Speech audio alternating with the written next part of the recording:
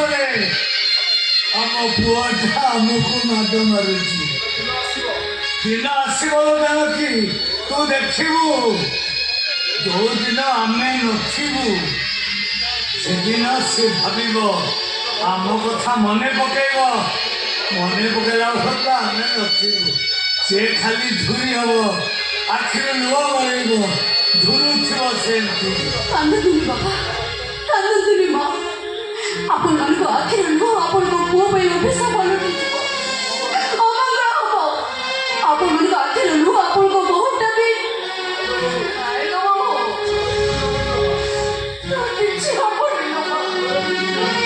ପୁଅର ବି କିଛି ହବନି।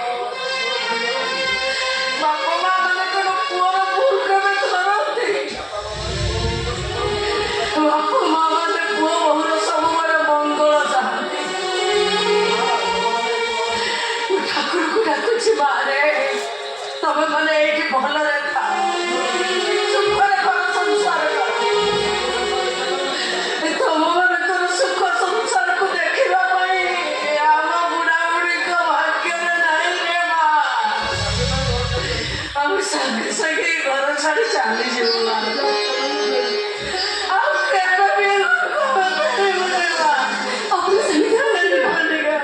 ଆପଣ ଏଇ ଘରେ ରହିବେ, ଆପଣ କୁଆଡେ ବି ଯିବେନି।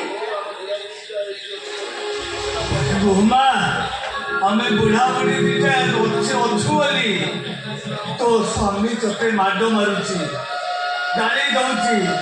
ହେଲେ ଆମେ ଚାଲିଗଲା ପରେ ତୁ ଦେଖିବୁ ମା, ତୋ ସ୍ୱାମୀ ତତେ ଆଉ ମାଡ଼ ମାରିବନି, ତତେ ବହୁତ ଭଲ ପାଇବ। ତମେ କୋଉଠି ସୁଖରେ ସଂସାର କରିବ। ଆମକୁ ବିଦାୟ ଦେଲା, ଆମେ ଯିବୁ। ବିଦାୟ ଦେ ଆମକୁ, ଚାଲ। ଆପଣମାନେ ଘର ଛାଡ଼ିକି ଚାଲିଗଲା ପରେ ଆପଣଙ୍କର ବୋହୁଟା ବେକରେ ରସି ଲଗେଇଦବ।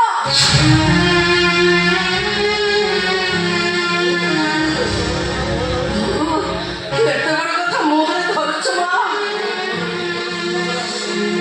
ମୁହଁରୁ ଏ କଥା ଶୁଣିଲା ପରେ ଆମେ ଆଉ ଏ ଘର ଛାଡ଼ି ଚାଲିପାରିବୁ। ଆପଣ କୁହନ୍ତୁ ମା, ଆପଣମାନେ ଘର ଛାଡ଼ିକି ଚାଲିଗଲା ପରେ ଏ ବୋହୂ ଜୀବନର ମାନେ କ'ଣ? ସକାଳେ ଉଠୁ ଉଠୁ ମୋ ଶାଶୁ ଶ୍ୱଶୁରଙ୍କ ପାଦ ଧୁଆ ପାଣି ମୁଁ ପାଇପାରିବି, ମୋ ଶ୍ୱଶୁରଙ୍କ ସେବା ମୁଁ କରିପାରିବି, ଅଇ ସୁଲ କିଣି ମୋ ଶାଢ଼ୀକି ଯିବା ଆଗରୁ ତାକୁ ଆଶୀର୍ବାଦ ପାଇପାରିବି। ସବୁ ପରେ ବି ମୋତେ କେହି ବି ଠିକ୍ ବୁଝିବେନି, ଆପଣଙ୍କ ପୁଅକୁ କେହି ବି ଦୋଷ ଦେବେନି।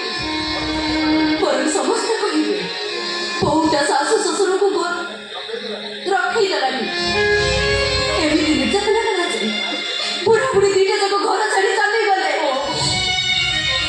ଏ ଲୋକମାନଙ୍କ ନିଦ ଅପବାଦ ଟେକା ପଛରେ ହୁଳହୁଳ ହେଇଗଲେ ଆପଣମାନେ ଖୁସି ହେବେ ତ? ତାହେଲେ ଯାଆନ୍ତୁ, ଯାଆନ୍ତୁ ଆପଣମାନେ। ମୁଁ ଟିକେ ରଖେଇବିନି, ଟିକେ ବି ପ୍ରତିବାଦ କରିବିନି। ଯାଆନ୍ତୁ, ଯାଆନ୍ତୁ।